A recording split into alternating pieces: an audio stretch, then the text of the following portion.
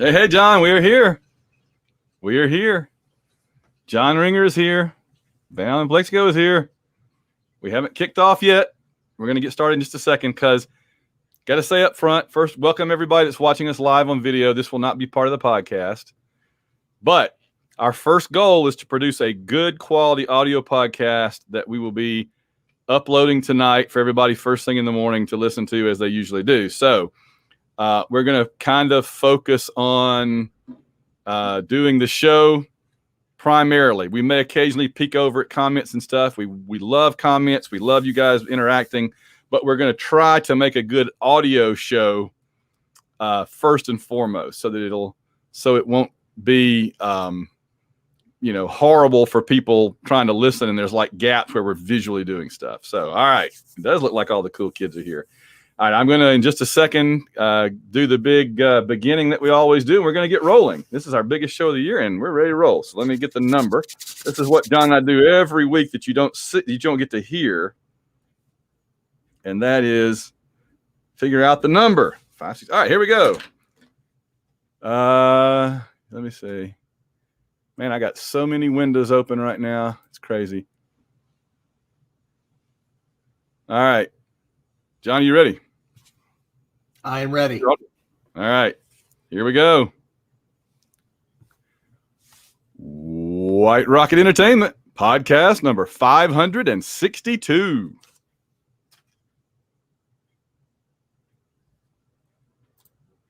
Wait for it.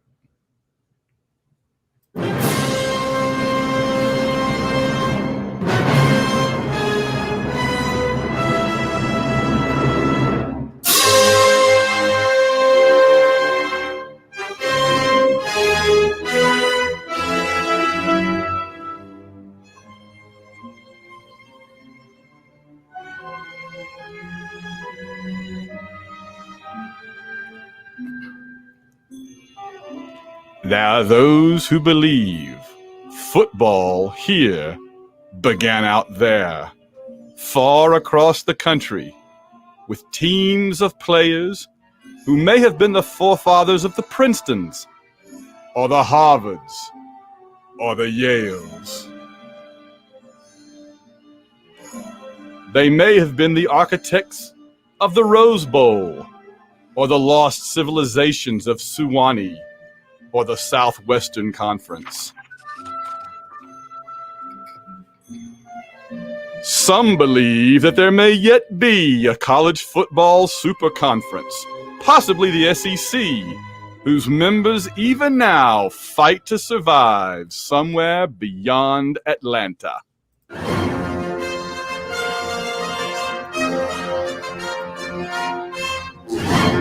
Hello and welcome to AU Wishbone, brought to you by White Rocket Entertainment, in association with thewarriorreader.com, and by people like you. This is not from Kingdom of Heaven. The Auburn family, the AU Wishbone family, our Patreon.com family. I'm Van Allen Plexico, and I'm joined as always by my co-host. I'm John Ringer. Bum, bum, bum, bum, bum, bum, bum. There we go. All right, so there's our theme for this year. I always like to do a different kind of theme to kind of get the mood set and get things going. John, it is the 2021 AU Wishbone SEC Barbecue Preview Special. For a long time, it seemed like it would never get here, and now it seemed like it came really fast. But I'm excited. I'm excited for college football. I'm excited to partake of the barbecue and let its wisdom flow through us. And I have from Sugar Fire in O'Fallon, Fairview Heights area, north of Belleville, Illinois, on the Illinois side of the river from St. Louis. That's the location we have.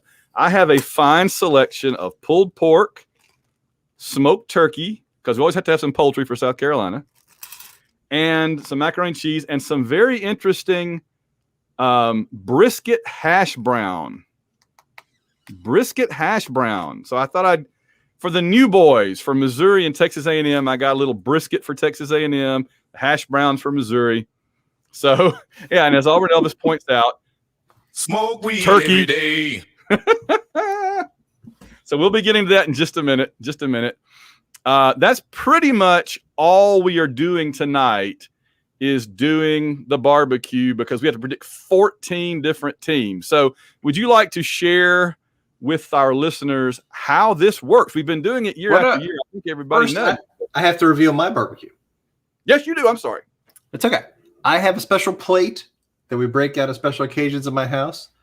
It is the Wishbone plate with a literal wishbone on it.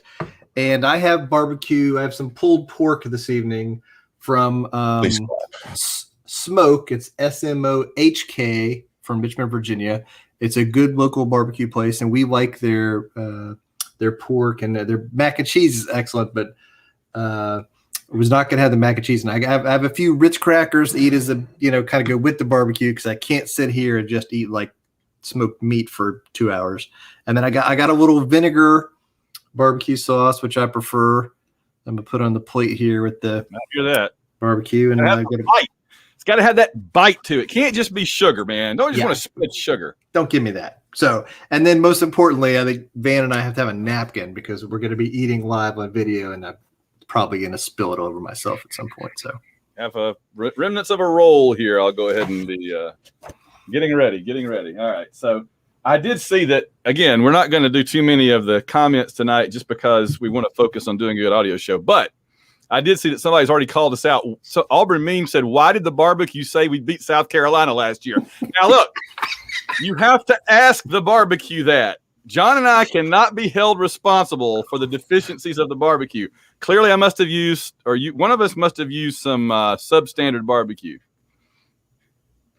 I don't know.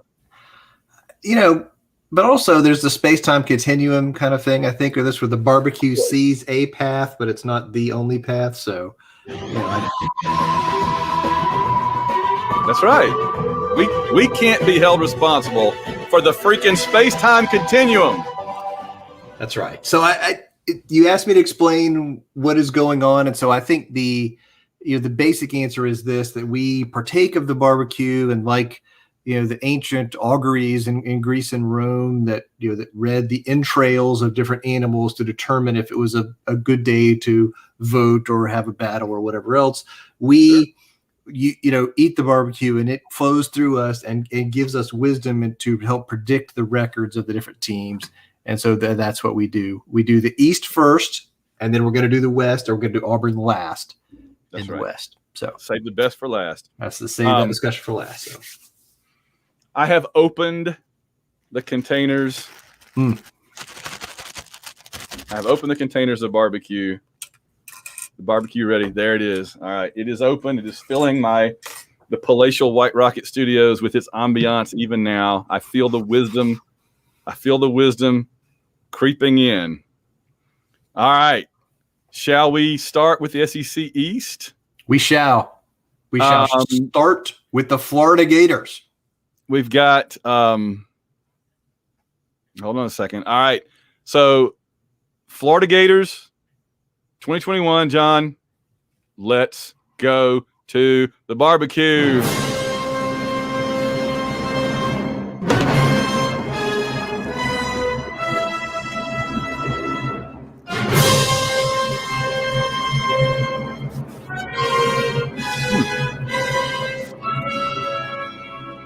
By the way, we always like to point out, I forgot to this time, we have people sometimes saying, you guys were eating on the air. I'm like, that's the entire point of the show. If you if you don't want to see and hear two people eating barbecue live on the air for the next hour or so, bail out now, because that's what we're going to be doing. We eat the barbecue. And I got to say, it's always kind of a chewy, reptilian flavor barbecue when we go there, but let's look at it. Really, they're not gonna go ahead. I think the Florida barbecue was better last year. It feels like it lost something a little bit, yeah. But you know what? I look, the barbecue looks at their schedule and is not that impressed. Right now, the barbecue is telling me 10-2. Where's the lie? What are you thinking? I hear you. I may throw in a 9-3, but I could see 10-2. I'm there with you. I think they're clearly the second best team in the East. They're not nearly as good as they were last year. Yeah. They lost Trask, Pitts, Tony, a bunch of those other good guys on offense, and a good bit of the defense. And the defense wasn't good last year before. So I think from the West, their permanent rival is LSU, and they play at LSU this year. And then their rotating West team is Bama. So, right. And then they have in the non-conference schedule, they play Florida State at home, but they have the dreaded non-Power 5 road game, which we know Van hates, at South Florida. Oh, Florida. Shame. Come on. Shame, Florida. What the hell is the world coming to? All right, I'm looking at it, and the barbecue is telling me they lose to Alabama, they lose to Georgia. But then there's 3 teams, and I think one of them will beat them. The problem is Kentucky always loses to Florida. So you got to scratch them off. I don't believe the hype. There's LSU and there's Missouri. They're at Missouri and they're at LSU. So I'm going to say they lose one of those. I'll say 9-3 final answer 9-3. You good?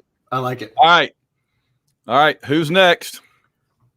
The Georgia Bullpuppies. Georgia. We're going to the barbecue.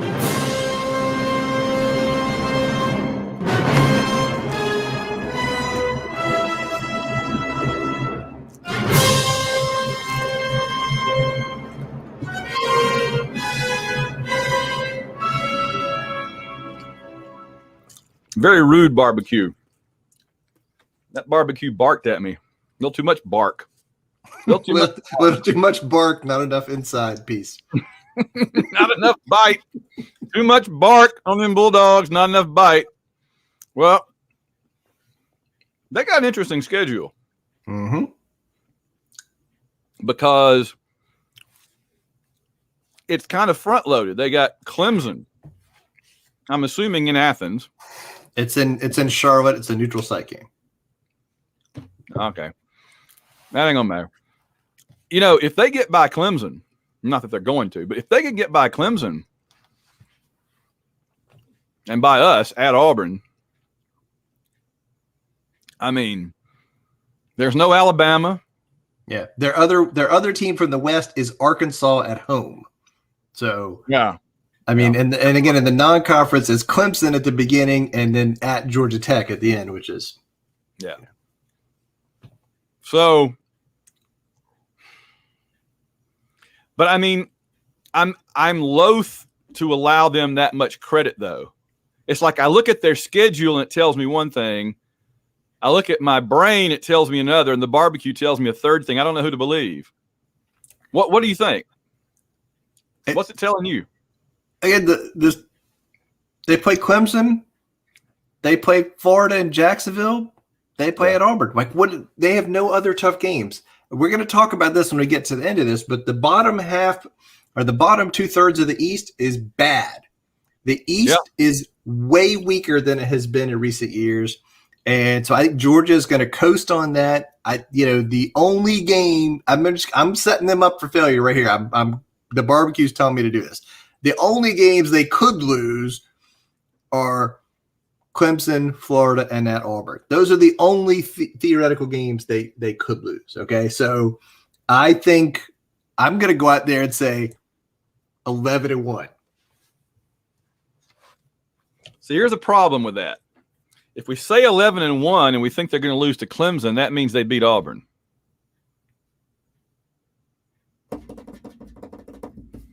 I'm going to say it's Georgia. They're going to find a way to trip over their own feet. 10-2. And I'm not saying who the two are. Yep. Not saying who the two are. But I'm going to say 10-2. So they and Florida are going to be tied, but they're going to get the tiebreaker, beating Florida head to head. I like it. All right. So we got Florida and Georgia right, like out of the way right off the bat. So now we all have to endure 5 more sets of predictions before we get done with it. We were at the good parts of the East. Now we're descending into the rapidly. Yeah. All right. Who's next? The Wildcats. Oh, sucky Kentucky. But they're not so sucky Kentucky. They're not. They're not so sucky Kentucky. I'm going to have to keep sticking with the pulled pork until we get to a reason to stop. So let us go to the pulled pork, John. What are you telling? What are you saying to me? What are you saying?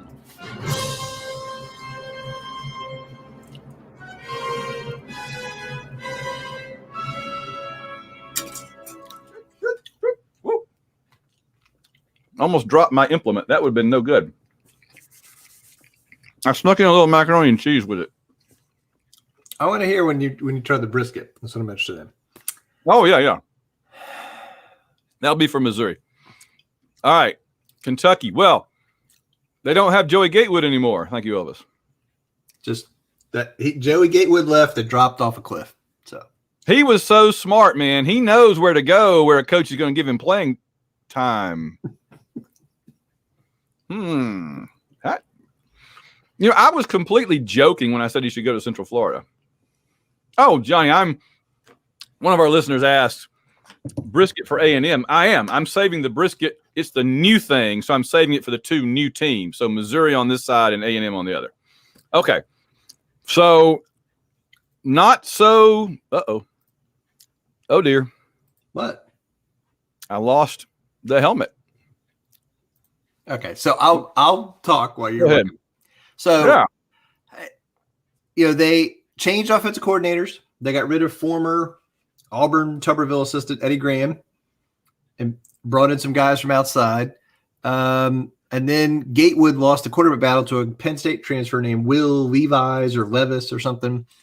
And so they're going to try to do some different stuff than they have been. But they got to open it up a little bit more to have a chance to move up. They're kind of ball control, don't take chances on offense thing is good for keeping them where they are, but they're never going to beat anybody more talented than them if that happens, if they don't do something. So from the West, they get LSU and at Mississippi State.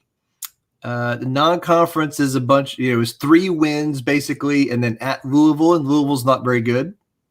So you got to like that. I mean, that's 4 wins right there, probably in the non-conference side. And then they're, could they win in Starkville?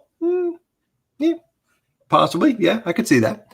So, I mean, and then the other teams at the bottom of the East are pretty bad. So the barbecue's telling me that Kentucky's going to be kind of where they have been, solidly in the middle. I'm going to say,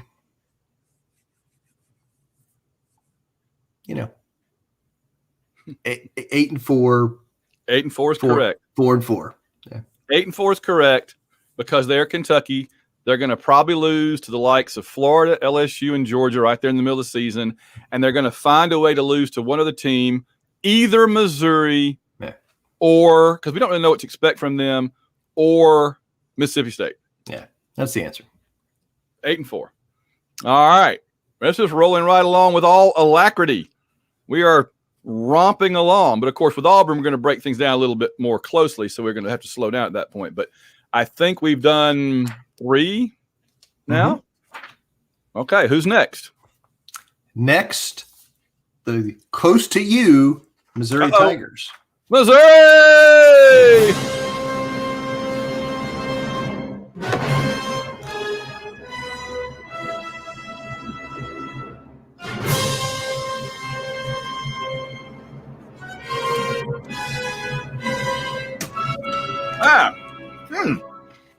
It's nice. It's like some really dense hash browns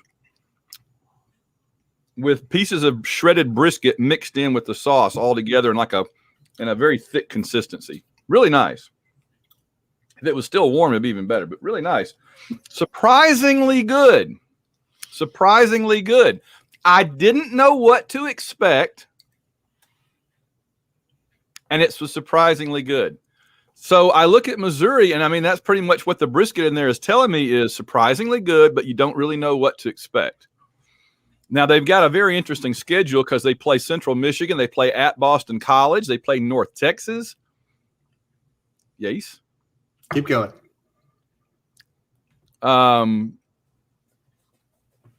They've got at Arkansas to finish the year, which is interesting.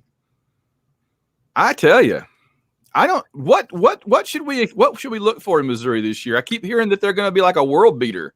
Well, I don't know about that. They got to show me. Look at me. Look at me. Missouri got to show me. Oh my gosh. They've never heard that before. So again, Missouri surprisingly won 5 SEC games last year. They went 5-5. Okay. Man, and they got the newish coach, Eli Drakowitz. They got a good young quarterback who's okay, right? They got some decent players around him. Again, the schedule, non-conference wise, they have a weird road game at Boston College. Okay. Missouri, Boston College. There's the rivalry we never knew we needed or whatever. So, but other than that, it's 3 wins, and then from the West, like you said, Arkansas, and then they have Texas A&M at home, which is probably a loss. So, I think again, they're not beating Georgia, probably not beating Florida. They lose at A&M. That's 3.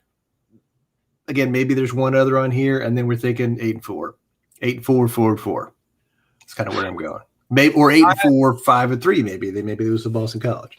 They have the potential to start 6-0, and people are going to be like, "Oh, Missouri 6-0," and then they're going to hit their actual schedule, and it's all going to come crashing down. Oh, 6-1, 7-1. Oh, 7-2. Oh, 8-2, 8-3, and then they're going to lose Arkansas. It's going to 8-4, but I mean, depending on what happens in Kentucky, is the Arkansas and Kentucky both on the road are the swing games for Missouri, in my opinion, because Arkansas is just getting better all the time. They really impressed me last year. Kentucky on the upswing for them. So Missouri has a harder schedule than it first appears. They don't play Alabama. They don't play LSU. They don't play Auburn. But they've got a deceptively good Kentucky, a deceptively good Arkansas, plus A&M in the West. So, yeah, I think I'm going to say 7-5. I think they're going to slip up somewhere else. I like it. You can't with a team like that. You pick the games that you're pretty confident they're going to lose, but you can't believe they're always going to be perfect outside of that. There's going to be a slip up somewhere in there as well. Somebody gets hurt, they don't have their quarterback, or something. So I'm going to go 7-5. Everybody can't finish 8-4 or better. That just ain't going to work. You only play Vanderbilt one time. All right. Who's next? The South Carolina Gamecocks. Oh, we're going to the cockpit, the chicken shop, Raising Cane's East. Let's wish. Let's go to the poultry variety barbecue now.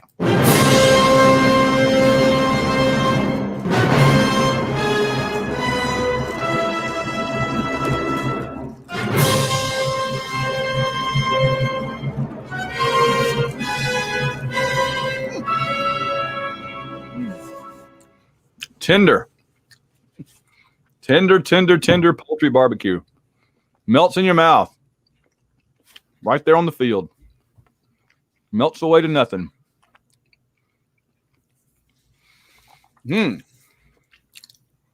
It's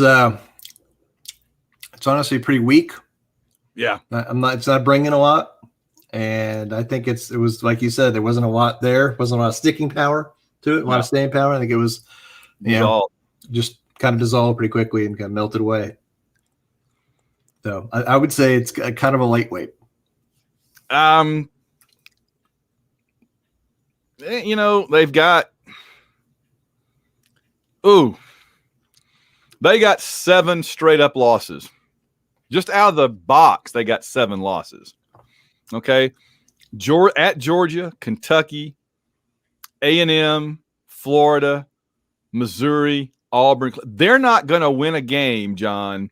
South Carolina is not going to win a game after October 16th when they play Vanderbilt at home. They better hope that they are 1, 2, 3, 4, 5. They better hope that they win 5 of those first 7 games.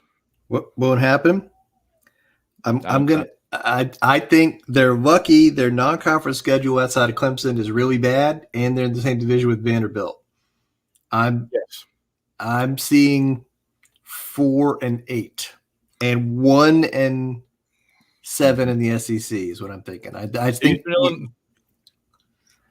when you hear the story that last week, whatever, about some GA coming off the bench and he may be the quarterback or whatever, like that's when you're like, okay. Yeah, I can see a guy going, well, I could go work for Saban and rehabilitate my career as an analyst, or I could go be the starting quarterback for South Carolina. All right, they got Eastern Illinois, Eastern Carolina, Troy. They could lose to Troy. And this is a team that beat us last year. And again, the game Van hates, they're playing at East Carolina. What are you doing? That's a danger game for them. I mean, East Carolina's bad, but they are going to be out of their minds bonkers for that game. And that's nothing but pure and simple old-fashioned communism. You can't do that. You can't do that. Yeah, I mean, Troy's not great either, but South Carolina, I think, is going to be shaky. So 4-8. That's where I'm going. I'm going 4-8. 4-8. There it is. Let's see how many East teams we have left. 2. All right, let's get on with it. Who's next? The Tennessee Volunteers. Oh, nothing sucks like a big orange.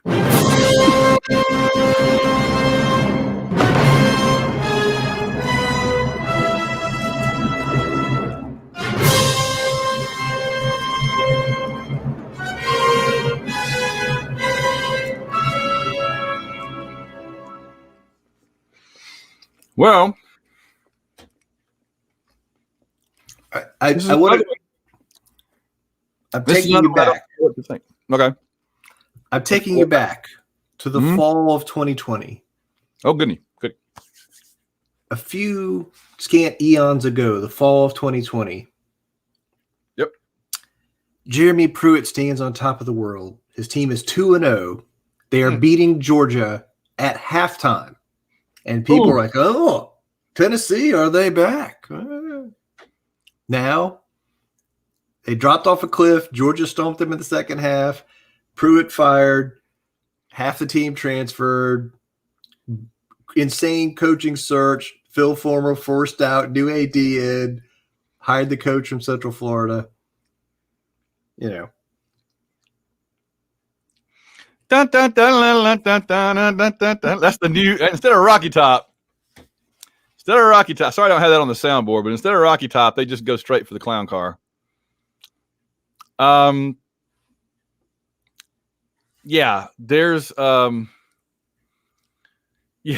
asked Philip Fulmer what he thought about the Tennessee record after last year. He said, "Will soon be beyond my concern." That's right. He was not interested. So, yeah, they have an interest that Bowling Green and Pitt and Tennessee Tech. So they got a nice, you remember the one thing we always used to say about Tennessee's schedule is always very front loaded. They'd play their hard games up front and then they would just cruise to the finish line. But it's not like that anymore. It's not, not as much because they've got at Kentucky and Georgia in 2 of their last 4 games. Oh, I'm sorry. Oh, get this. Tennessee's again, used to be they'd play tough teams early. They'd get Georgia and Florida and whoever else early, right? That was always Tennessee's schedule. They get the hard teams early. And then their last 6 would be like, they'd always end with Vanderbilt and they'd have an out-of-conference team and Kentucky when they weren't any good. They always just cruise to the finish line. This is the last 6 teams Tennessee plays this year. Ole Miss, at Alabama, at Kentucky, Georgia, and then South Alabama, Vanderbilt. That's potentially 4 losses in their last 6. That is not your grandfather's Tennessee schedule or even yours from a couple of years ago. So they better win. This is a weird thing to say about Tennessee, but they better win early because they're going to lose to Florida. They're going to lose at Missouri. They're going to probably lose to Ole Miss, Alabama, Kentucky, Georgia. I mean, best case to me is 6-6. Yeah, I think Pitt's got a real shot at him. Yeah. Don't say that. No. So it's a rebuilding project. It's a big, long way to go for Heupel. Half the team transferred. He's got to get it together. I want to point out the Bowling Green team, coached by Scott Loeffler. Oh no! I hope Tennessee beats them by 100. But every other game, Clay called it transfer portal on the river. They've had almost 40 players leave in the last 2 years, basically. So. Oof. It is a huge, revolving door on the way out. So they are in a big trouble. I'm going to say 7-5, 6-6. It's kind of what the barbecue state. I got 6-6. So I'm okay. I'm with there. I'm 6-6. I have best case scenario 6-6, maybe 5-7. Listen. They're going to be praying for that Birmingham Bowl invite. So. Ooh.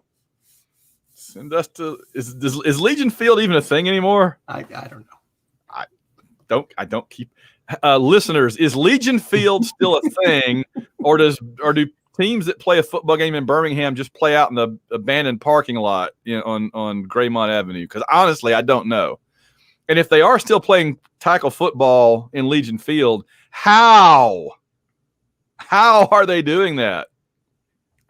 Oh, Clay is saying that they're going to lose to South Alabama, which again 5-7 if they do that. So, all right, I think we've got one more East team to go. Oh, the Doors, Commodores.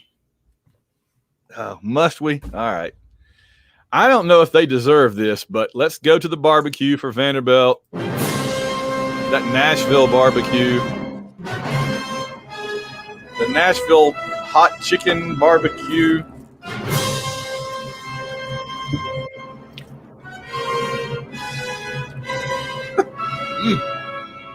That's some white meat. That's some lean eating right there. You know what? I went down easy. Just go down easy. Like one of those melt away kind of vitamin things. Just unbelievable.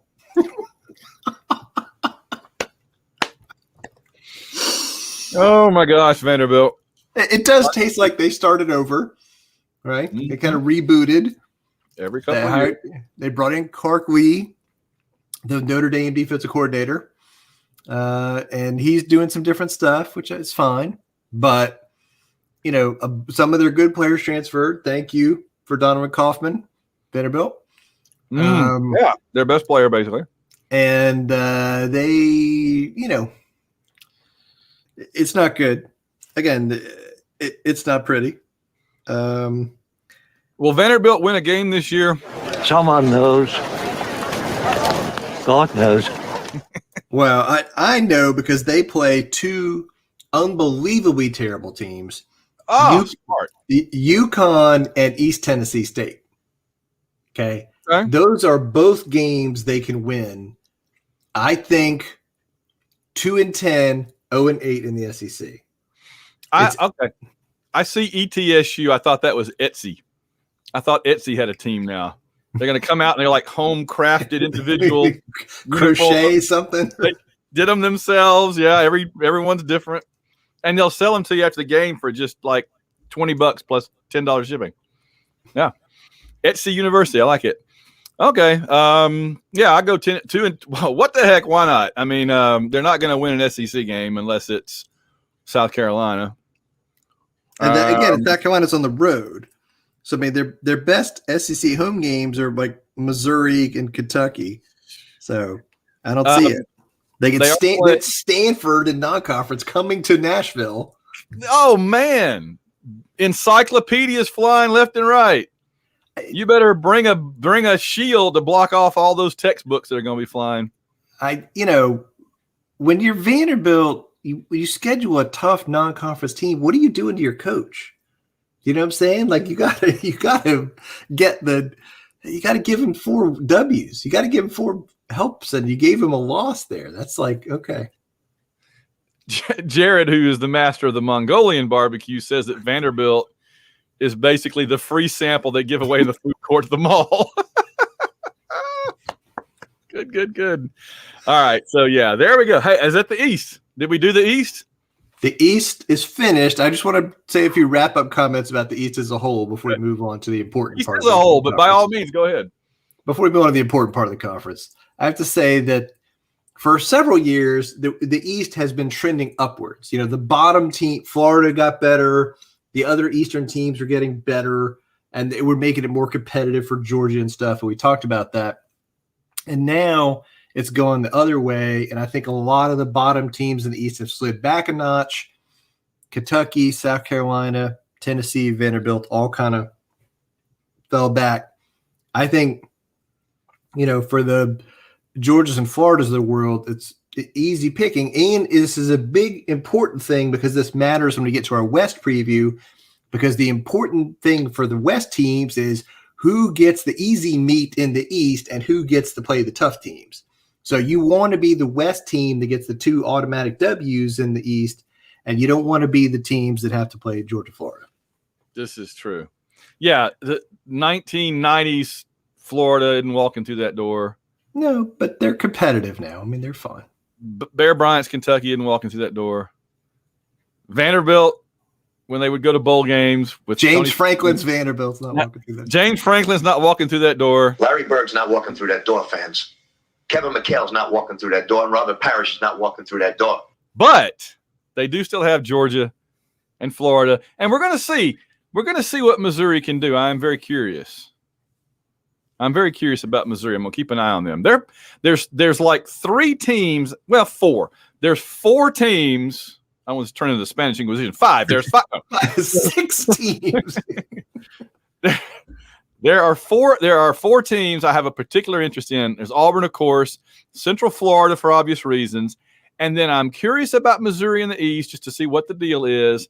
And I'm curious about Arkansas because I think that they are trending. We know they're trending upward, but I think that they're trending secretly double upward, and we're going to find out. Think about how close they came last year in a couple of games.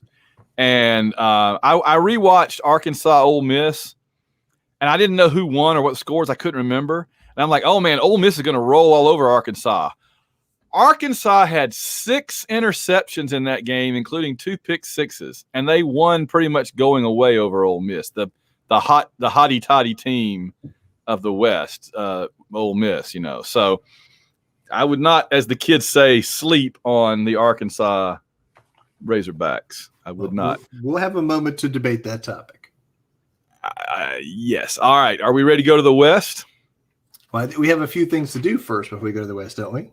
Oh, we do. Gosh, I'm glad you're here because I would just wreck this show if I were doing it by myself. But fortunately, we have you, John. I'm like Koontz is driving the car right off the cliff every time.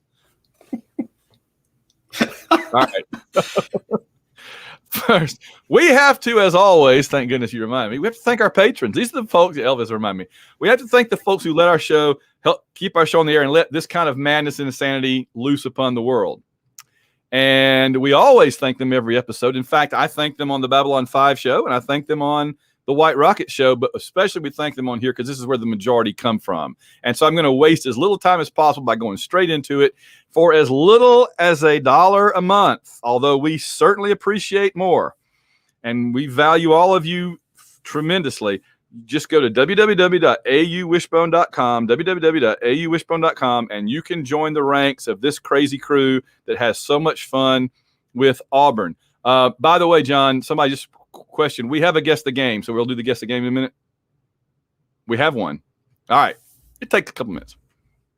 Yes? I was going to say, nothing would be more exciting than watching us live go. They don't usually get to see the agony that we are. We were rolling around here going, oh, God, Jared. Oh, so. All right. But we got to thank you guys. And so here are the folks currently keeping the White Rocket aloft. And you can join their ranks by going to www.auwishbone.com. They, of course, include Chris and Clinton Stewart, Carl Von Drunker, Christopher Burleson, Jeremiah Schumann, and Patrick Hayes, and Samuel Salvatore, the front of the ranks of the War Eagles.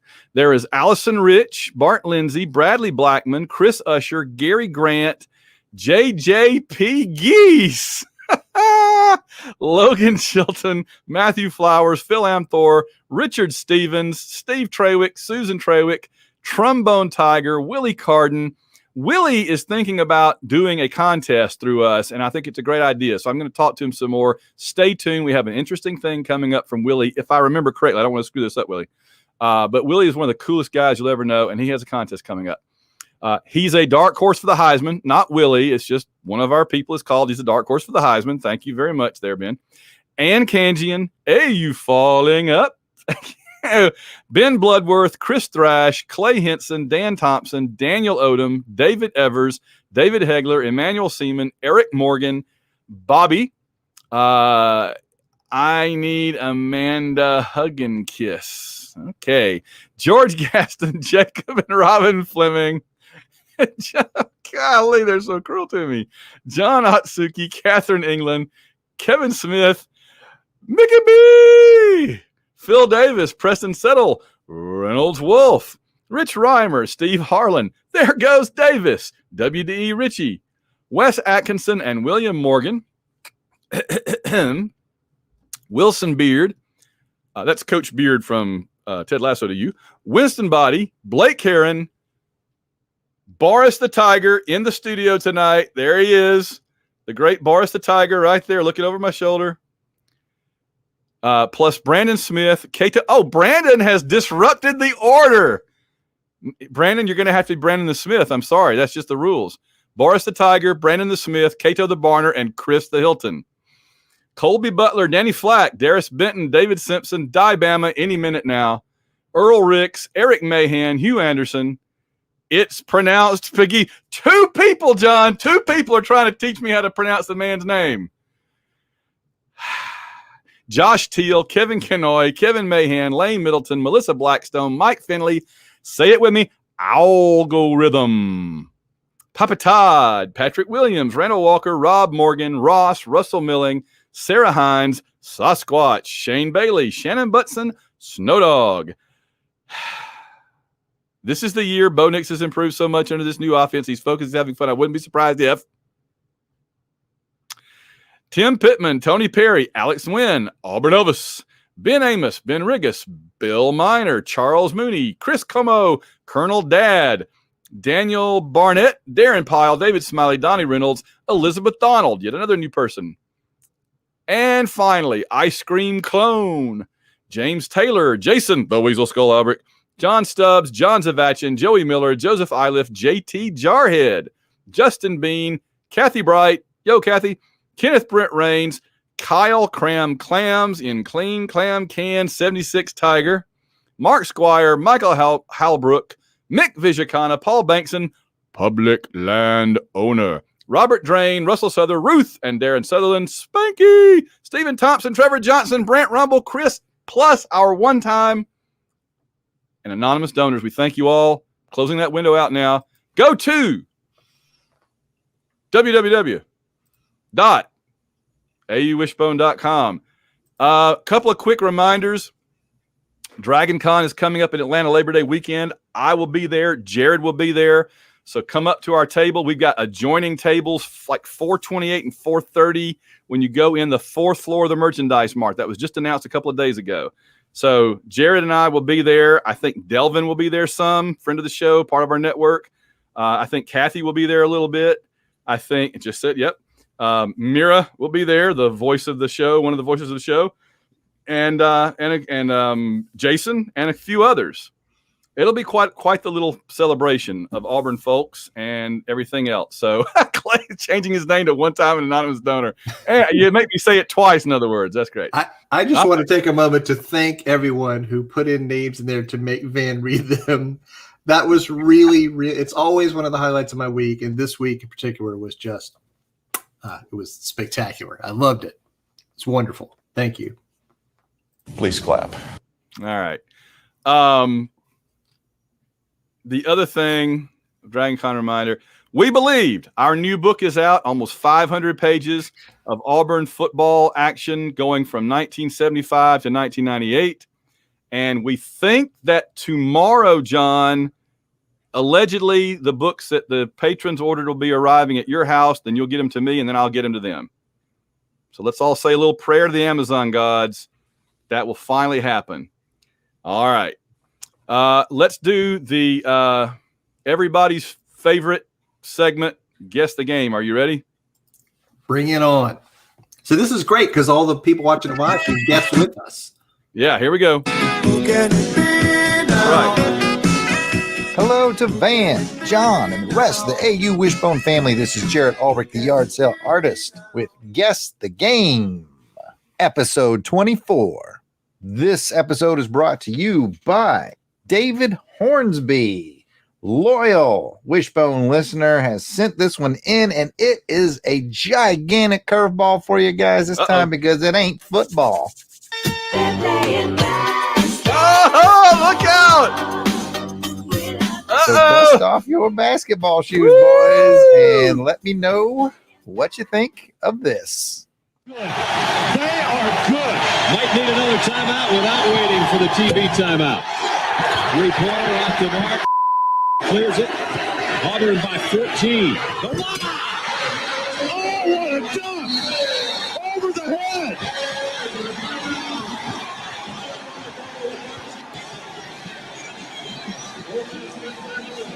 They're just a little bit excited in Auburn. And why not? Okay, it could be a tough one. He sent in the audio clip. He sent in the suggestion, all David Hornsby. But what you guys know about some Auburn basketball? Let me know. Who do we play and what year was it? I think clearly it was this is my opinion. I think it was one of the big games at the end of the year in the Final Four run season. I think it would. I'm going to guess may have been the Tennessee SEC title game win, right?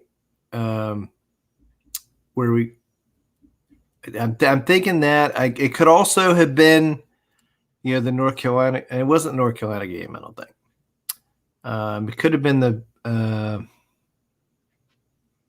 It's not the Kansas game either because we annihilated them. So I'm gonna say Tennessee in the SEC championship game. I'm not looking at the comments. I'm not looking in there. I don't want any help. I have a strong feeling. What is your theory? Give it. Let's hear it. Chris Porter. Chris Porter. But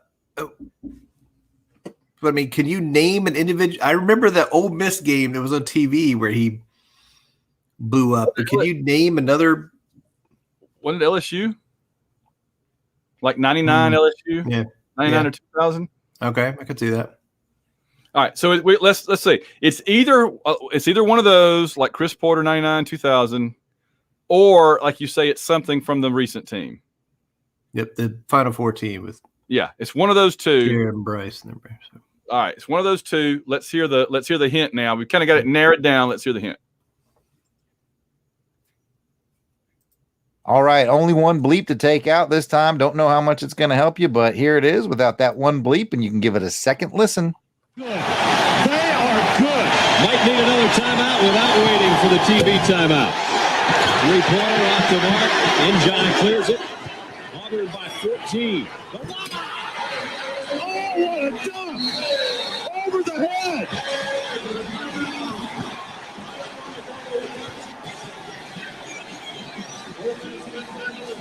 They're just a little bit excited in Auburn. And why not? Okay, guys, I'll see you in the answer file. You hear what the name was, right? No. Njai.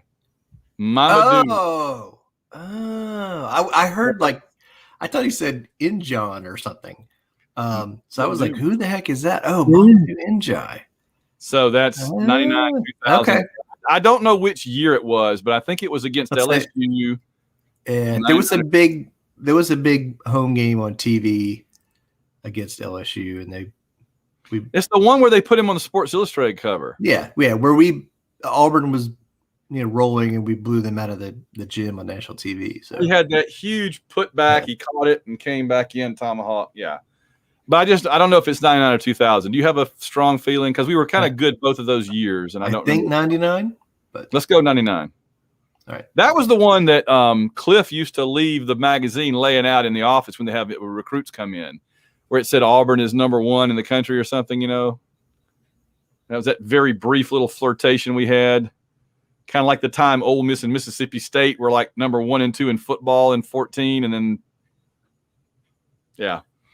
All right, let's get the answer from Jared to be sure, but I feel pretty good about it. Gentlemen, the correct answer for this one is your beloved Auburn Tigers playing Ole Miss in 1999. Okay. That was the Doc Robinson to Bryant Smith alley-oop that was quite the showpiece. Once again, thanks to David Hornsby for sending that in, putting a little mix-em-ups on it with a little bit of basketball. If you've got a suggestion for Guess the Game, you can reach out to me. I am at Yard Sale Artist, Twitter, Facebook, Instagram. It's all at Yard Sale Artist. And Van, John, until next time, War Eagle.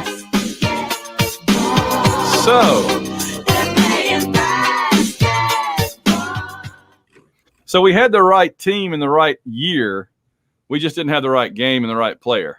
Yeah, but that was a good one, and I appreciate the curveball with basketball. That was really fun. Thank you for submitting that. That was good. Yeah, I liked getting to have it a little bit different. All right, let us waste no more time. We have important barbecue to consume. It is time for the SEC West. Am I correct? You are correct. Let's do it. Who are we leading off with?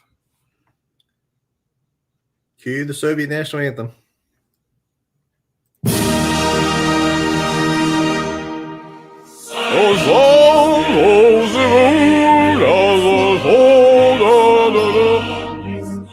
Russia, number 1. Iran, number 1.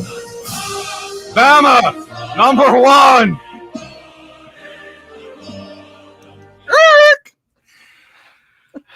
All right. You know who that can only be. That can only be one team. The Evil Empire. The Evil Empire themselves. Let's do it. Let's get ready. Let us go. I'm afraid it's going to be tough and chewy. Stubborn. Kind of dumb. But here we go, John. Go to the barbecue. Let's I don't have a separate one for the West this time. But I do have one for Auburn. I mean,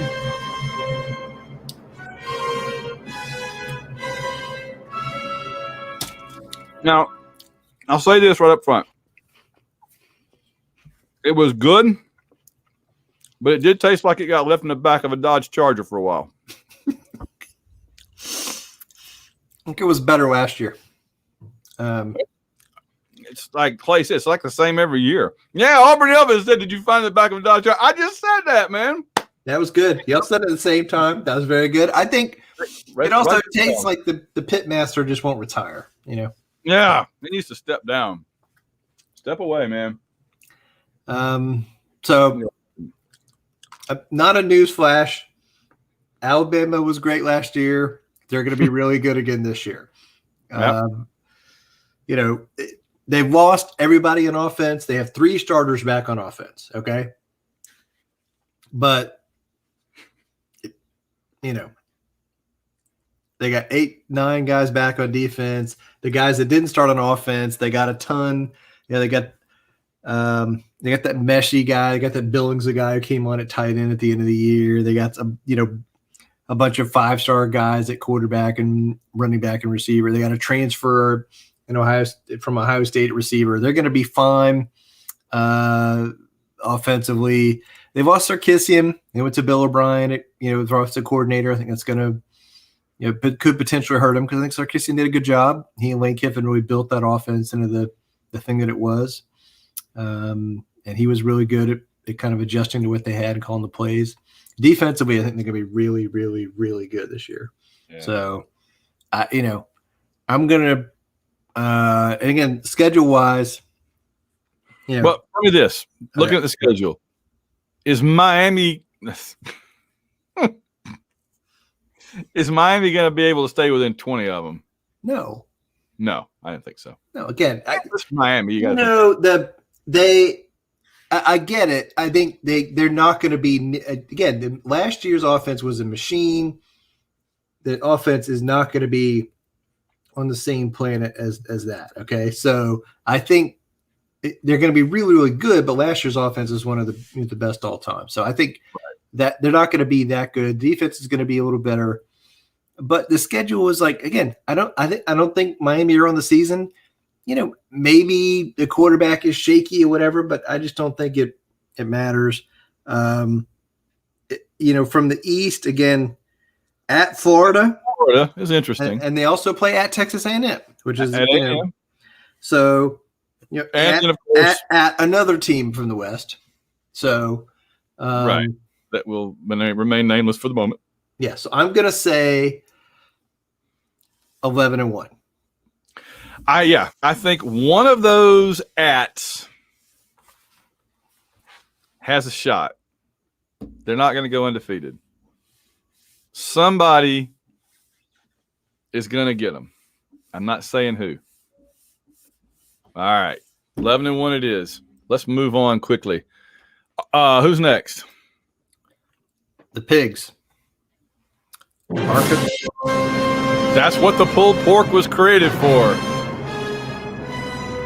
That's what the pulled pork is here for, is the piglets.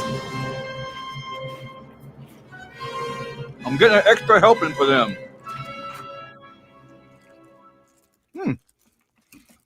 I'm going to have to have some of the turkey for the other teams. I'm eating up the pork. All right.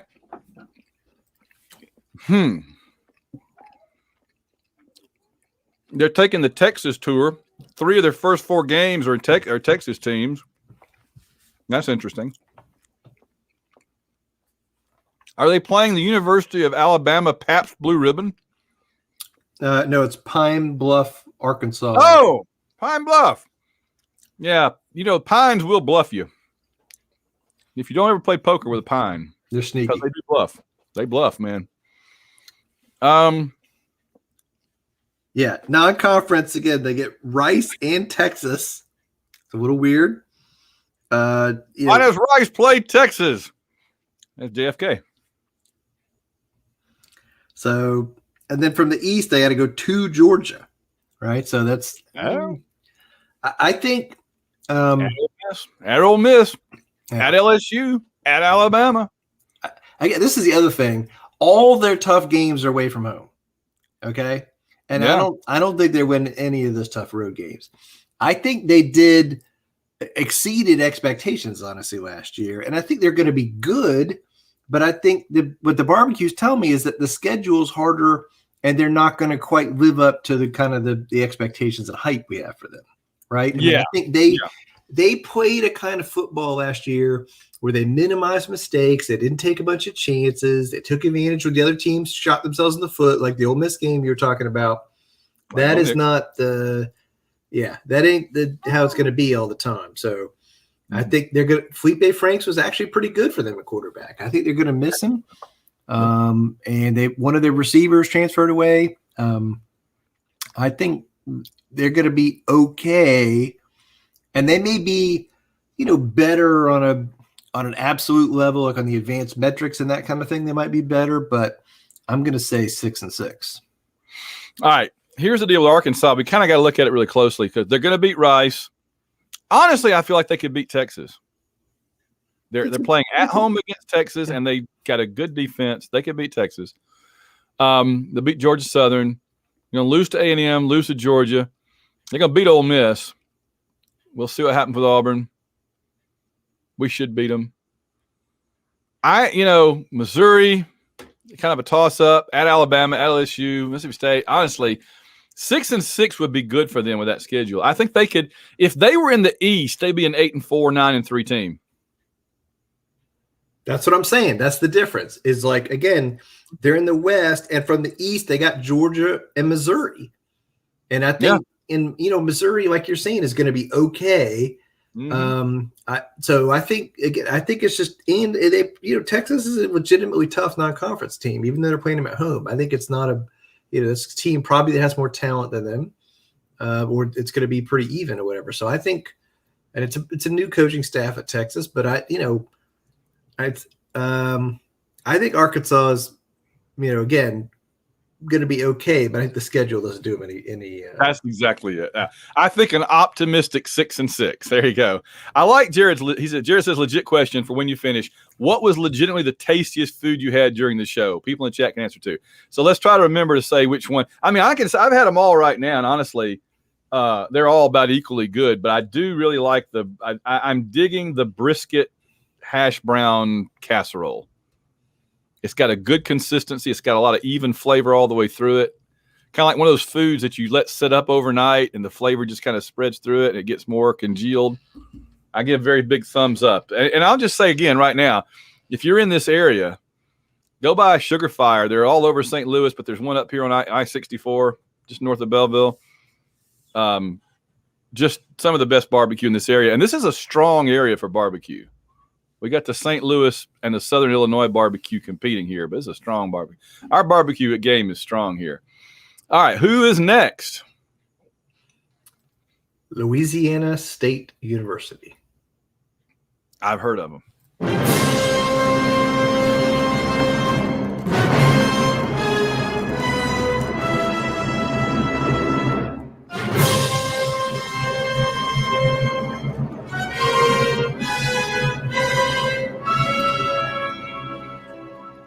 All right, you know what?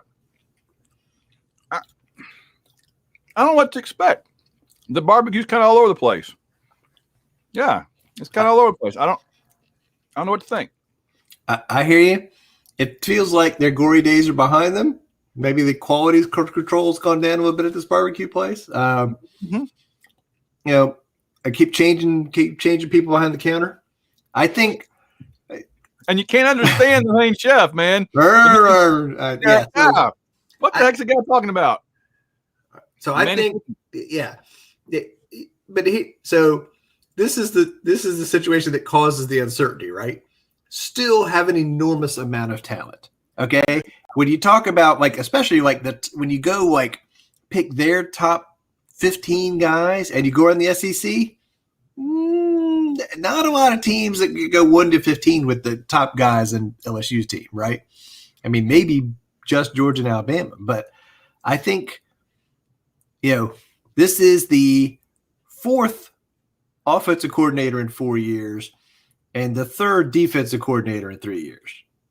And so we have some familiarity with that kind of thing, and I think that's leads to some inconsistency. They went dramatic. Last year they hired two guys who they shouldn't have hired, older coaching veteran types, and they ran that team into the ground. And then they reversed course and tried to hire two NFL guys who were, had similar systems to the Joe Brady Aranda systems, so that the players are more familiar with it. So I think that's the what they're trying to go back to. But again, it's a reverse it. You got a bunch of players who were in the scheme last year.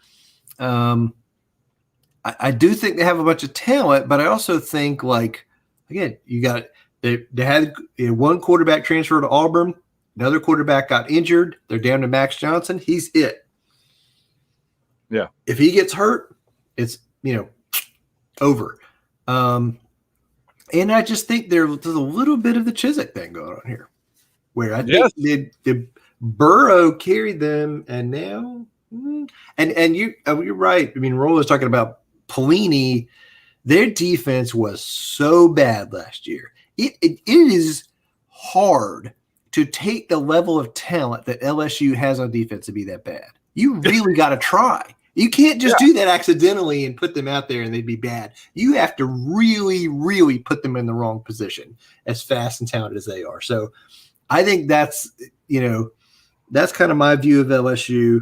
Schedule-wise, UCLA at UCLA to open the season, Chip Kelly, that's a little it's a long travel distance. That's a little weird, and then from the East, we talked about, they got Florida, and they got to go at Kentucky, which we know from experience is kind of a weird place to play. Yeah. So what do you think? Well, I was going to say real quick, I think that what Pelini did with their defense is on par with what Loeffler did with our offense in 2012. Like, take a team that next year went to the national championship game and make them go 3-9. That's an impressively bad achievement. I'm going to split the difference between this is going to work and this is not going to work at all. So I'm going to say it kind of halfway works. So what's your number you're getting? What's coming through the barbecue to you? 7-5. Ooh, bang! But the media is telling us that this is like the next big thing, man. Yeah, no. Again, if they went 10-2, would I be stunned? No. 9-3, 8-4. Yeah, okay, I could really see that again. But this is me being the pessimist about LSU. I think 8-4 is probably more realistic. That's kind of more who they are. That's where I was going. I was going to split the difference between 10-2 and like 6-6 and say 8-4. I hear you. So again, I think that's a very reasonable pick for them. Maybe I was too pessimistic. We'll say 8-4. All right, there it is. LSU 8-4. Going to be interesting to see. I'm really curious. All right, who is next? The Ole Miss Akbars. Cross your sci-fi streams there. You got Akbar and Galactica.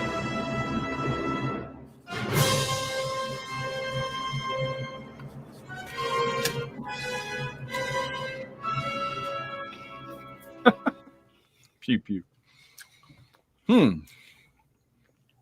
Dare I say that barbecue is offensive? Offensive? Because you see what I did there, John? With a play on words of offense. I got it. Thank you. You get it? I could explain it some more if you need me to. It's a trap. No. It's a trap. So A trap. here's the thing with their offense being so great. Their defense was incredibly bad. Like we were just talking about how LSU's defense was bad. LSU's defense was bad, but it was a planet better than Ole Miss's defense. Ole Miss's defense was in the bottom 10 in the country in like most yards, percentage of possible yards allowed. Like everybody rolled up and down the field on them. They barely stopped anybody from scoring. Their defense was basically like a speed bump on the field, and people just rolled over them and kept going. So, Question here. Is Ole Miss 2014 Auburn? Second half of the season, 24-14 Auburn. That's fair. That's fair. That's a fair comparison. They're that kind of team. They couldn't stop. Their defense is a wet paper bag. So reminds me of like those Auburn Florida State games back in the early 80s when they had an offense that could score on our defense and they didn't have any defense. Yeah. And we get both teams again. Every Ole Miss game is going to be, you're going to have to go in there saying we're going to score 30. Yeah. Because they're going to have to go in there saying that too. But see, you're probably going to have to go in there saying we're going to have to score 40, right? Yeah. Because their offense is really good. I mean, Kiffin, Jeff Lebby are really good. Corral's really good. They lost Elijah Moore, but they got some transfers coming in. They got a bunch of other talented guys back. I think their offense is going to be, as dangerous as was last year. It's going to be a problem. So, all right. So what have we got for them? Man, Man, Arkansas manhandled them last year. I'm hard pressed to see them. I mean, they just absolutely demolished them. That was a really fun game. If you want to have fun, just go watch the 1 hour fast forward through Ole Miss Arkansas last year. That was like scoring up and down the field. It was once again Arkansas trying to blow a game by going for 2 all the time, just like they did against us. So stupid. Remember we talked about the East being bad?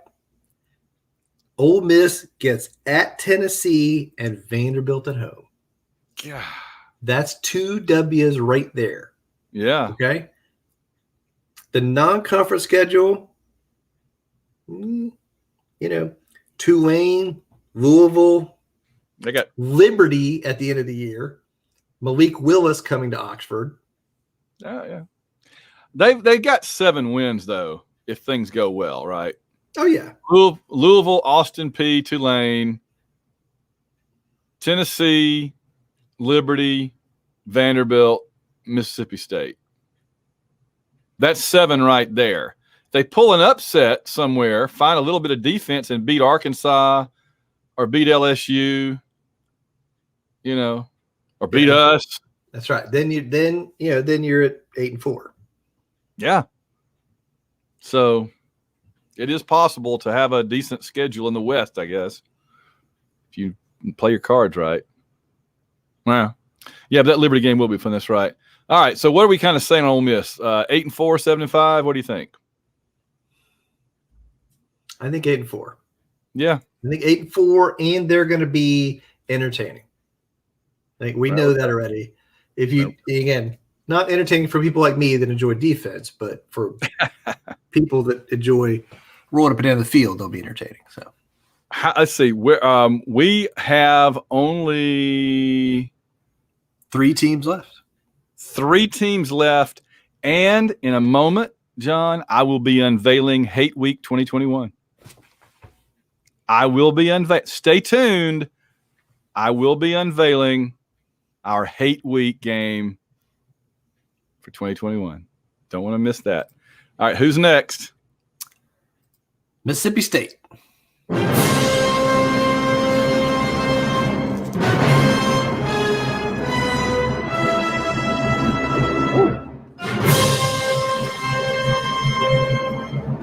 Got a big bite that time, the turkey.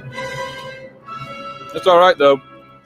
I think it would be disrespectful to the War Eagle to eat turkey for Auburn. And I'm already said I'm going to eat the brisket for A&M. So I'm basically finishing off the turkey right now. And I got to say, that's pretty good turkey. That's pretty darn good turkey right there. And what does that tell us about the Mississippi State Bulldogs?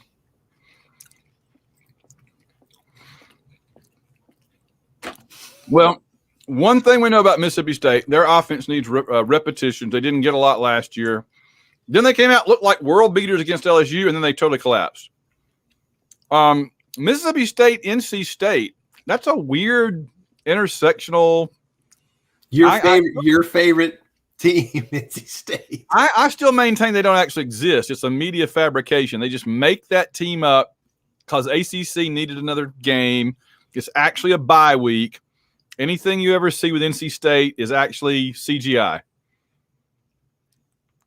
That said, they'll probably beat Mississippi State. The CGI 7, Mississippi State 3.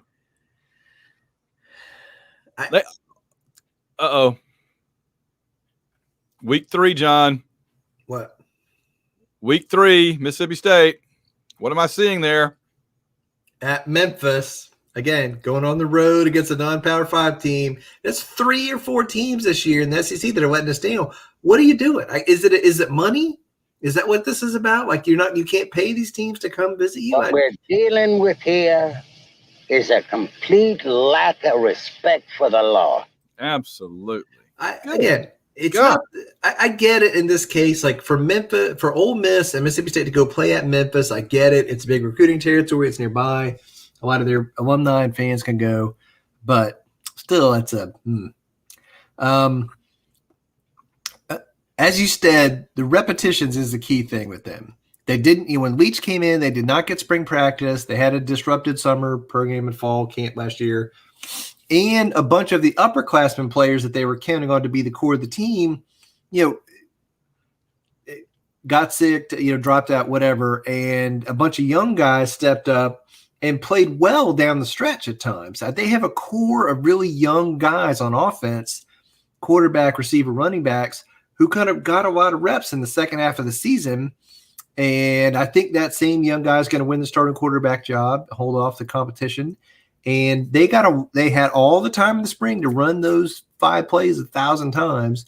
And they went out there, did it over the summer, doing the 7-on-7 throwing kind of drill stuff. I think that Mississippi State and the offense is going to be better. The joke last year was that LSU played the man-to-man, and everybody else was like, that's fine. We're going to drop 8 guys in zone. Y'all do what you want to do. And it didn't work. And so I think they're going to see that again, but I think if they execute better, they can move the ball down the field on those kind of teams. So I think when Leach was at Washington State, in his second year, the offense improved dramatically, and they scored 10 more points a game. Wow. Than the first year. So I don't know if it's going to be that big, but I think they're definitely going to be better on offense. And I told you before, I really like their defensive coordinator, Arnett. I think he's really good. They run this weird 3-3-5 kind of thing. It's different than what you see every week, so it's hard to prepare for. So I don't think they're going to be – I'm not predicting them to be great. I'm just predicting them to be better. They've got 5 possible wins and then maybe one more. Do we go depending on how good NC State is? Do we go 5-7, 4-8, 6-6? I think they're a 5-7, 6-6 team. Yeah, 5-7, 6-6 team. Yeah, I think that's where they are. I think they're not. I don't think they're going to be bad. Again, I think if they were in the East, 7-5, 7-5 easy. So, but they're not. So I think they and again they scheduled 2 kind of semi-tough non-conference games. I don't think they're going to win both of those. Yeah, exactly. State of Memphis. So I think that's going to be a problem. So I think I think we're talking about I will say 7-5. 5-7, you mean? But that 5-7. 5-7 works. 5-7, but I wouldn't be stunned if they were 6-6. La Tech, Memphis, Vanderbilt, Tennessee State, and maybe one more, either NC State or Ole Miss. Kentucky, maybe. Something like that. Yeah. All right. 2 to go. 2 to go. Coming up on the big one. But who's our next to last one? The Aggies. Collie Dogs. If only we could see that game somehow closer than normal, John. Oh.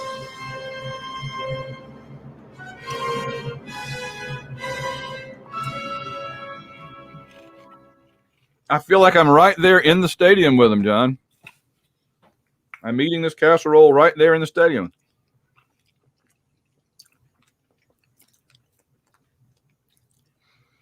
I'm continuing to eat this casserole right here with them in the stadium. Not done.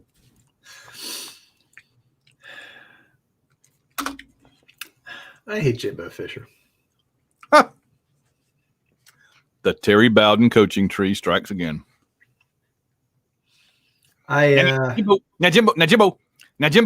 when you're talking to the media, just keep running your mouth. Don't let them ever get a question in. Just keep going. Just keep answering. My daddy says that if you just keep running your mouth, that they can never get a question in.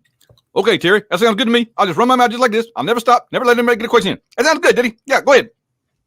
I guarantee that's how every conversation was, but on that offensive headset. So, everyone.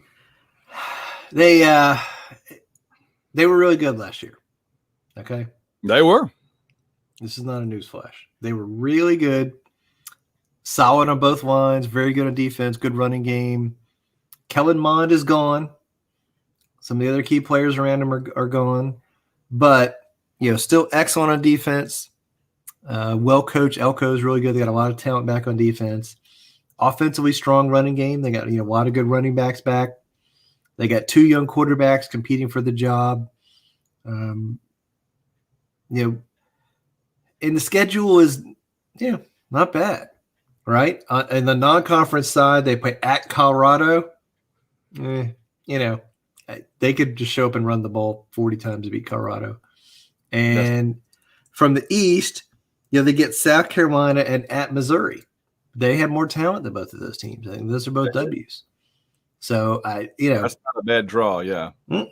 And they get us and Alabama at home. So I mean, I think the obviously playing Alabama is tough anywhere, but they go to LSU and 2 Ole Miss. Those are both kind of danger zone games for them. But how many times since they've been in the SEC have Texas A&M beaten Auburn in College Station? Big 0. 13, even 15, 17, and 19. 0 for 4.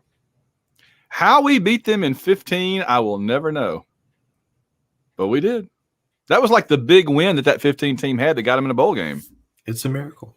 Got them in that Birmingham Bowl. Though, I feel like they're going to lose to Alabama because that's the law. Mm-hmm. And I feel like they got one more loss in them. They didn't last year in a 10-game schedule, but I feel like in a 12-game normal schedule over a longer period of time. Well, and they got a young quarterback. You're going to go again. We just talked about LSU being up and down. You got a young quarterback. You're going to go to Death Valley in Baton Rouge. Okay, yeah, I'll take that as an L, baby. Well, they've only got one away game all the way until Missouri in week 7. They only have one away game until week 7. And then they come back home again for South Carolina and Auburn.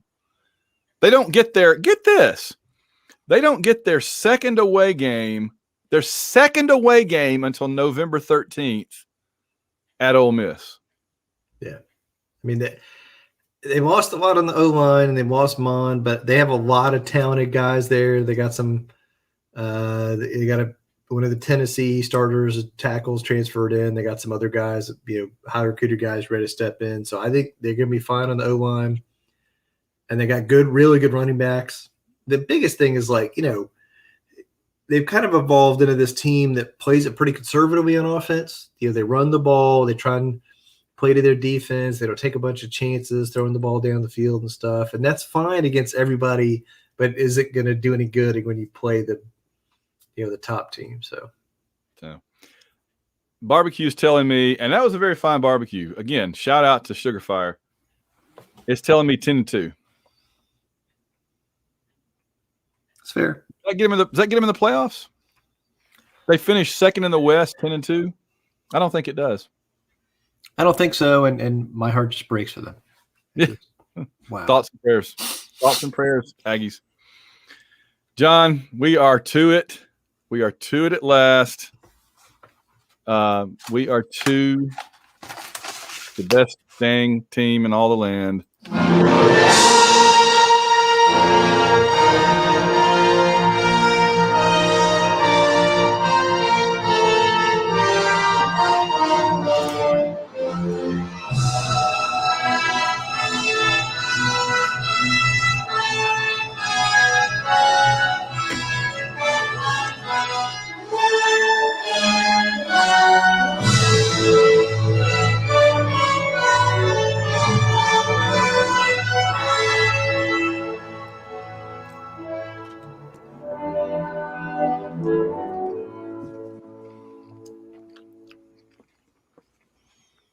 I like that little piece of music a lot. So that was nice. I saved it for Auburn. So I look at Auburn's schedule. We play Akron. We play Alabama State. We go to Happy Valley. And then you know who we have next? Georgia State. It's Georgia State Hate Week 2021.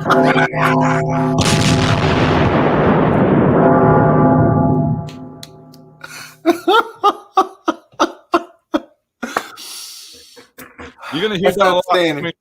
I can't wait to hear that some more. But Yeah, do you know my mother has a graduate degree from Georgia State? I actually applied there when I thought I was going to have to go back and get another degree when I came back from Singapore. They accepted me and I was ready to start. And then sorry. No, you know what? I got accepted there and then I switched to Emory. That's how I ended up at Emory. And then I applied there again and said, no, never mind. I've almost gone to Georgia State twice. Never been in the door. Anyway.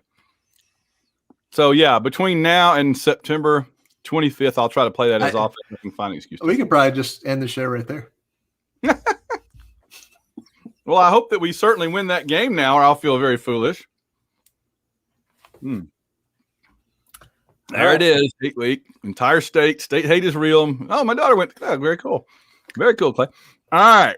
The Auburn Tigers. Man, this is always the hardest thing for us because, at least for me, because I hate admitting we're going to lose anything. Yep. I hate to not just say 12-0 and walk away. It is not defeatist to not say 12-0. It is not. We're trying to be realistic as much as without getting a lynch mob sent after us. I mean, there was that one year, like 7 or 8 years ago, remember, that I actually was like very realistic, and we got hate mail for like 6 months. The barbecue was too realistic. I said, I'm never going to let the barbecue talk me down ever again. All right. Let's look at it. Akron. I think we know. Let's just go week by week. Come on. Akron. I mean, I hate that Terry Bowden's not still there, you know?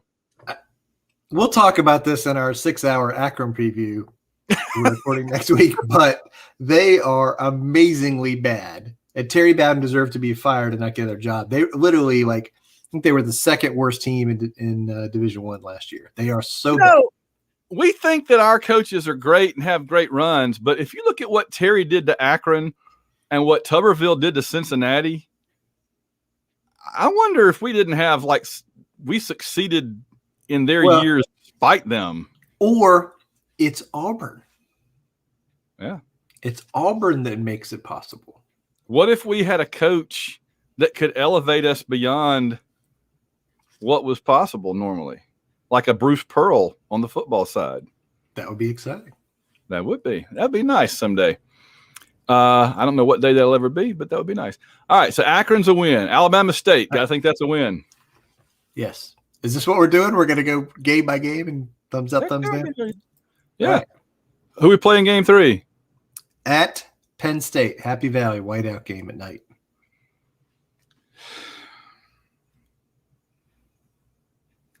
I want to say we win, and then I think back to every other big road early season game we've ever played.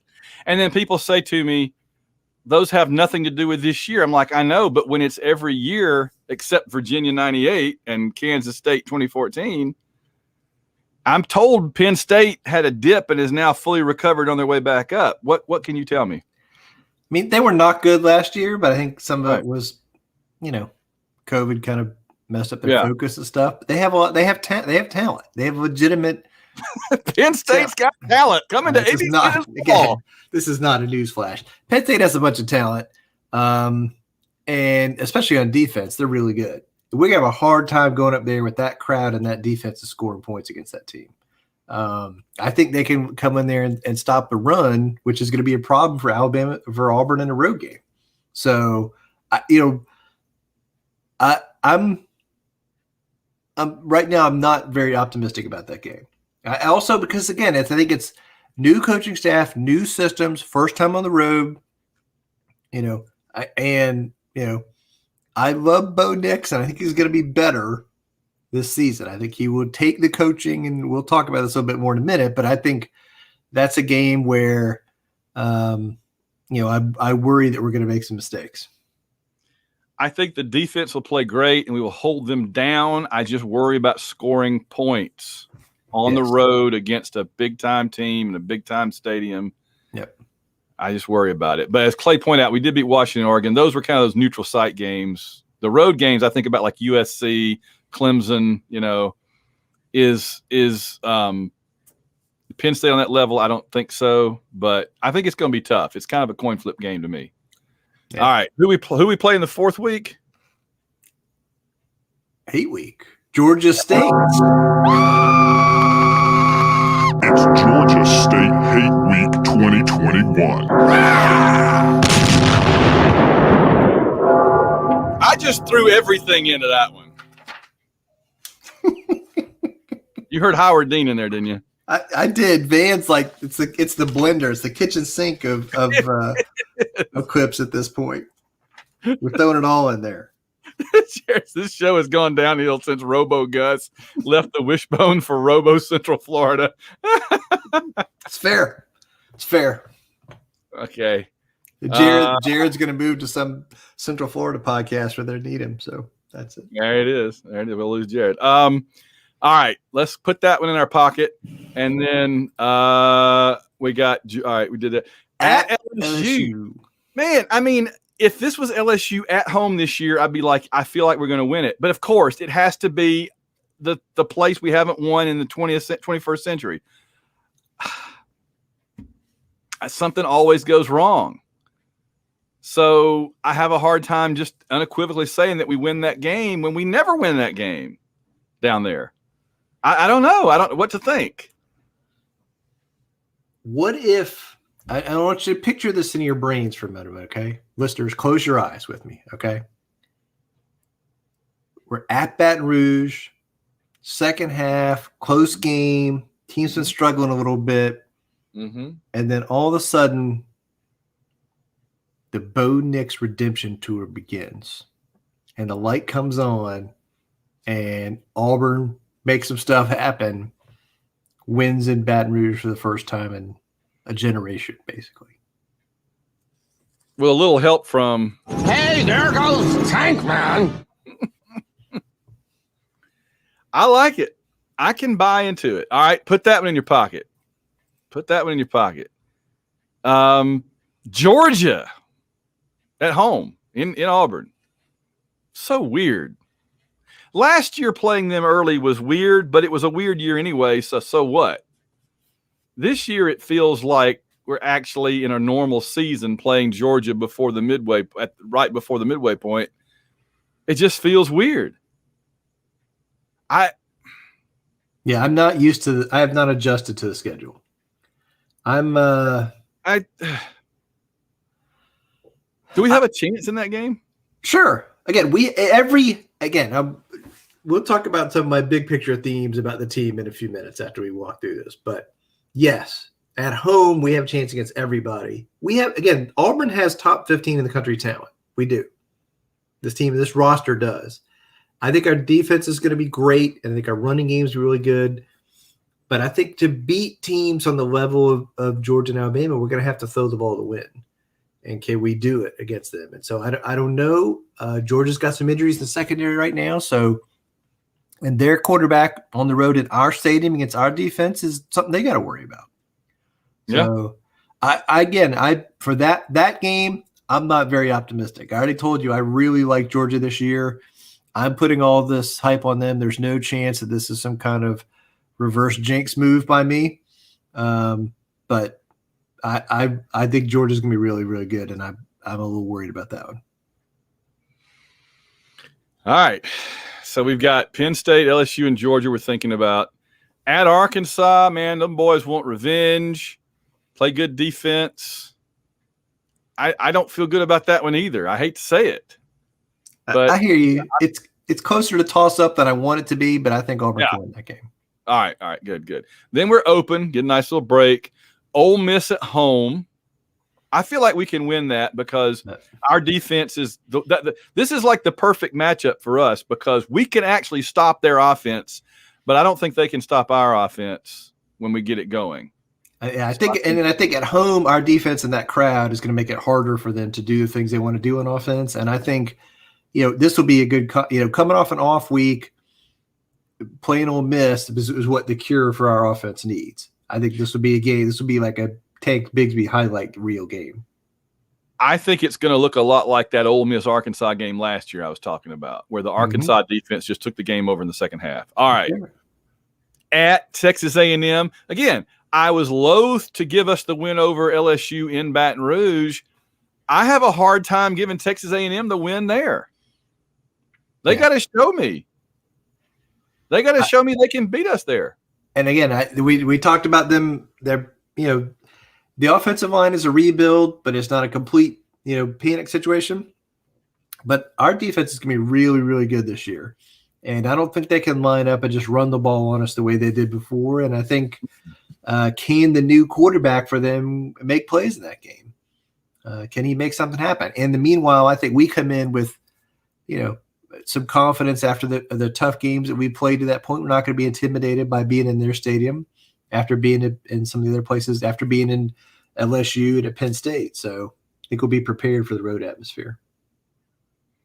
I think we beat Mississippi State at home. Yes. Again, a team that I feel like our team is set up to beat. Yes. They're going to try to pass on us. They're not going to have a lot of luck with this secondary we've got. Yep. If you're keeping score, that has us more or less at 8-2, depending on how you look at it. South Carolina, we're going to win. We got to get them back. The chicken's got to be fried. It's revenge time. It is. And then a little team from a little town we like to call the cringing turds, Alabama. But it's in Auburn. Stranger things have happened. I don't know. Lost the last couple of times they came to Auburn. They have. Saban has beaten Auburn in Auburn once since Scott Loeffler was our offensive coordinator. Brand new young quarterback will not have played in a lot of tough road games. I think they're playing at Gainesville. So I think this will be different, right? This will be a better defense and a great home atmosphere. I think that gives Auburn a real chance in this game. I still think it's going to be. I think it's going to be closer than people think. You know what I think this season's going to look like? What? 2009. Mm-hmm. Yeah. Good defense, a little bit of offense, enough to win the games. Most of the games, and I feel like the 2009 Iron Bowl is a good representation of how this one's going to go, where we led part of the way. We looked really, really good. We'll be disappointed if we lose, but nobody's going to be like burn the city down angry if Alabama has to pull out a last-second score to win against Auburn in Jordan-Hare. I'm going to say it's a loss, but I hate to say it, and I think Alabama's going to have to fight and claw. It's not going to be a romp. They're going to have to fight and claw, fit for 60 minutes to get it. 9-3. 9-3. There you go. So I like it. Here's a couple other things I think we're going to see out of Auburn this year. I liked your 09 comparison. I think because what do we want to see out of this Auburn team? We want to see some reason for hope. And we saw that in the 09 team, the way they fought, they were creative, they took chances and did stuff. And we want to see that. And we want to see something different, right? We've seen the same thing for a long time. We're going to see a very different team, I think, on offense and defense in terms of the style and some of the stuff we do. And it's going to be exciting. It's going to be fun. It's going to be different. I think one of the biggest things is on both sides of the ball, we're going to be less predictable. I think it will be hard to be more predictable on offense than we have become recently. And I think we as fans watch the team so closely, we have a very good sense about what the offense would be like.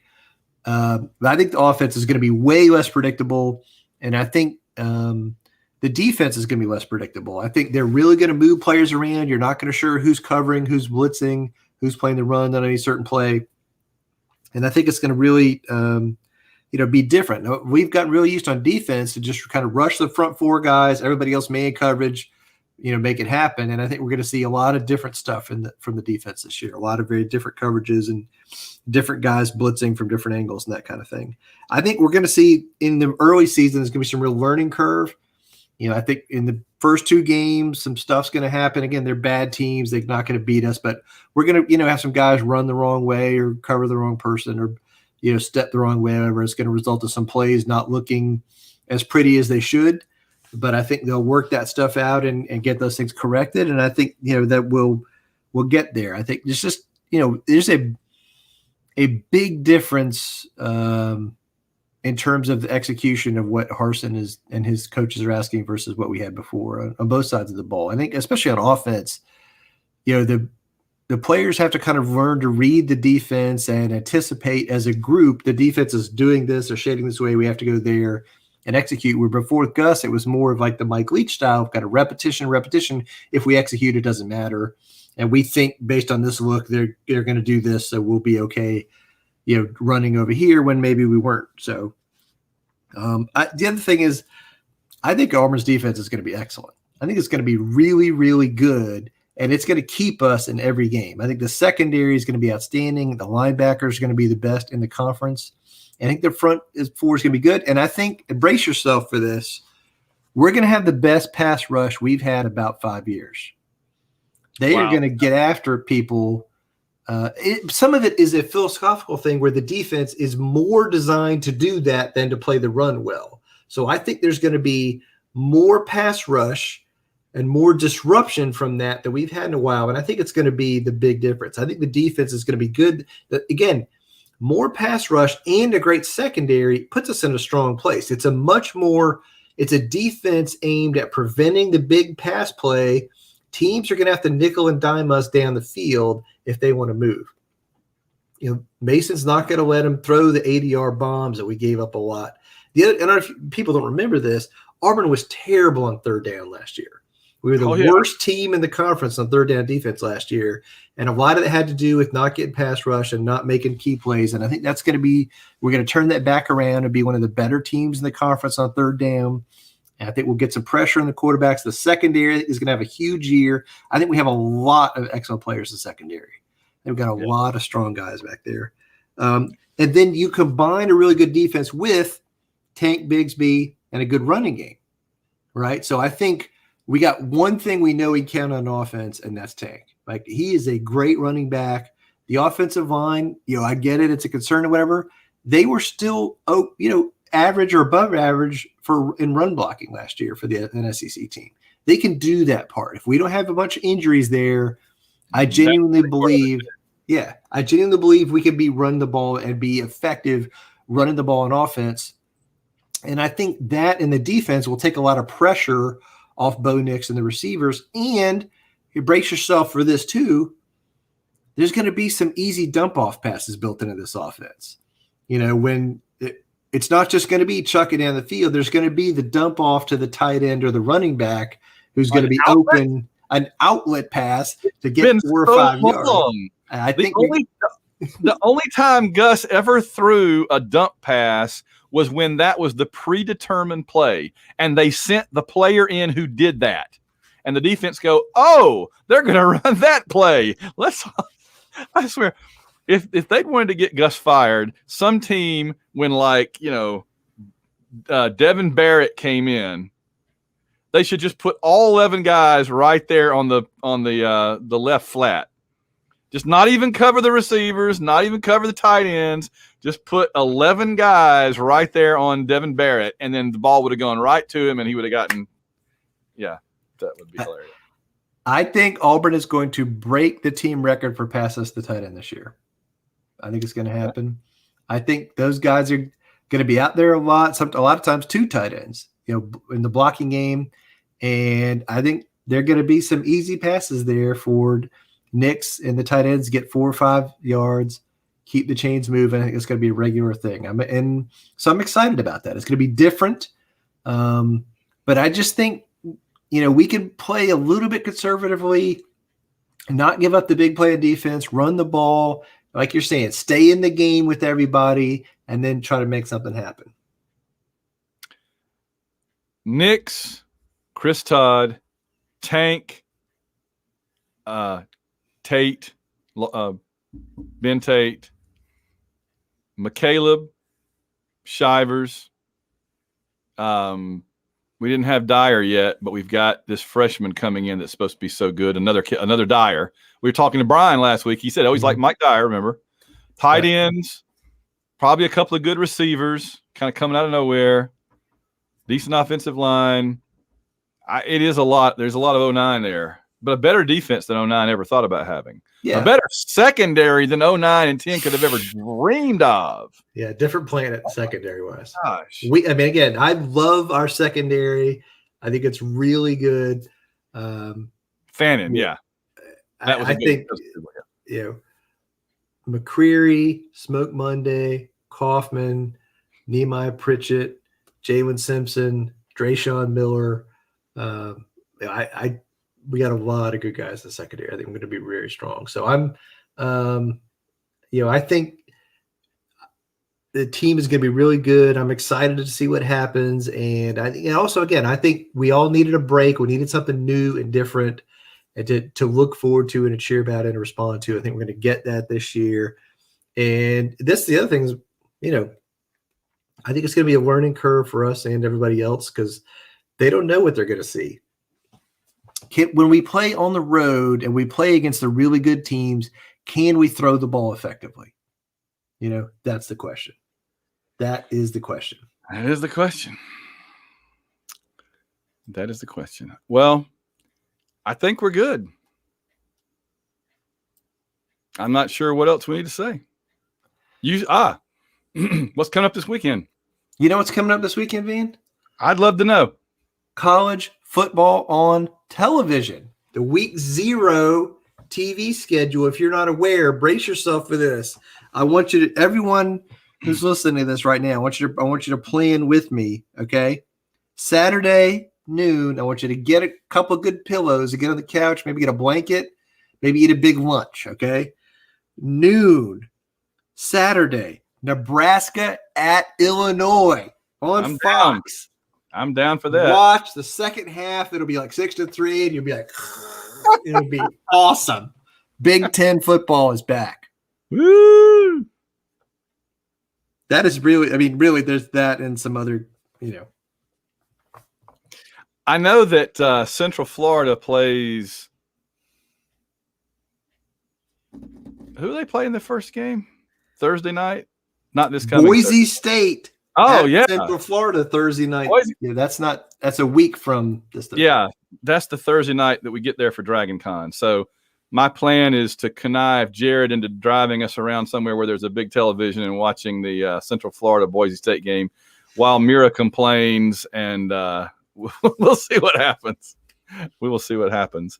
But, yeah, we've got honest-to-goodness football coming up in just a few days. It's kind of hard to believe, isn't it? Crazy town. I didn't think we'd make it. I'm excited. I'm ready for college football. We all need the distraction of actual college football games, and I look forward to it. Can't wait. All right. I think we dragged this sucker out, but we got it all in. Any final thoughts, John? Let's be careful out there. Thank you, Hill Street, John. Let's be very careful out there. All right. You live audience, you guys have been awesome. You've been hilarious. Sorry I didn't read all your stuff, but it's all been very, very entertaining. John is bowing down in honor and respect. All you guys have been great. Those of you listening, we appreciate you putting up with it for this long. Hope you enjoyed it. We will be back next week with our regular normal show. In the meantime, our time is up. We thank you for yours. War Eagle, John. War Eagle, man. And the audio is out and we were out. All right, TV audience, we appreciate you guys too. And we will be posting the podcast later tonight. So, but you guys have already heard it. So there went a bunch of our numbers. No, you all still have to download. Okay. You still have to download to keep our numbers up. That's right. All right, gang. We'll see you guys very soon. Adios.